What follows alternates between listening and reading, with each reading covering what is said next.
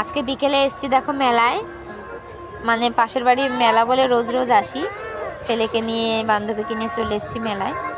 মেলায় ঘুরে টুরে খেয়ে চলে যাব বাড়ি। কিছু কেনাকাটা করব না, কারণ অনেক কিনে ফেলেছি বাবা, আর কেনার মতো টাকা নেই। তো খাওয়া দাওয়া করে বাড়ি চলে যাব।